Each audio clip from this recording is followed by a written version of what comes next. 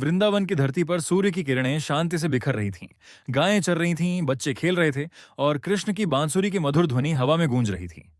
ये एक शांतिपूर्ण समय था, जहां हर कोई सजीवता और आनंद में मग्न था। लेकिन यह शांति कुछ समय के लिए थी।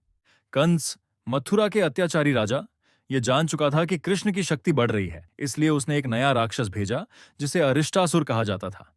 यह राक्षस विशाल और डरावने सांड के रूप में था, जिसकी आंखें आग की तरह जल रही थीं और सींग बेमिसाल तेज थे। अरिष्टासुर ने वृंदावन के जंगल में दहाड़ते हुए प्रवेश किया। उसके विशाल पांवों के नीचे जमीन कांपने लगी और पेड़ हिलने लगे। उसके कदमों से भय फैलने लगा और गांव वाले डर के मारे इधर उधर भागने लगे। हर एक को डर था कि इस राक्षस के आगमन से कोई बुरी घटना ना हो जाए। लेकिन श्री कृष्ण शांत थे। बांसुरी को अपने हाथों में थामे वो बिना किसी घबराहट के खड़े थे।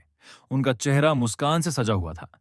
कृष्ण जानते थे कि कंस के भेजे हुए राक्षस के साथ उन्हें एक और परीक्षण का सामना करना था, लेकिन वह कभी भी भयभीत नहीं हुए थे। अरिष्टासुर ने कृष्ण की ओर दहाड़ते हुए दौड़ना शुरू किया। उसके सींग सीधे कृष्ण की ओर बढ़ रहे थे और उसकी आंखों में राक्षसी गुस्सा था।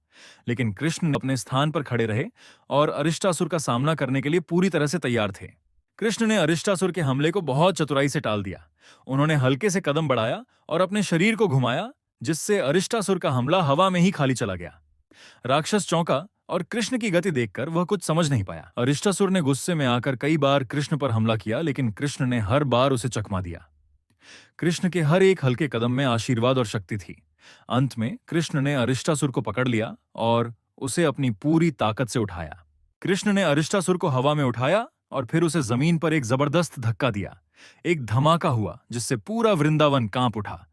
जमीन पर गिरते ही अरिष्टासुर कुछ समय के लिए चुप हो गया।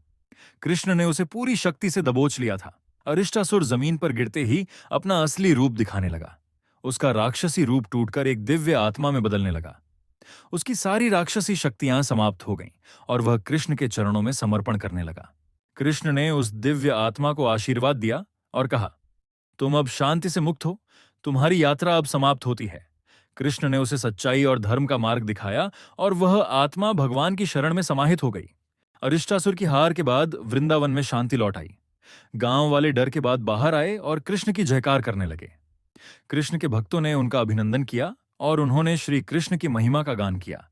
वातावरण फिर से शांति और आनंद से भर गया।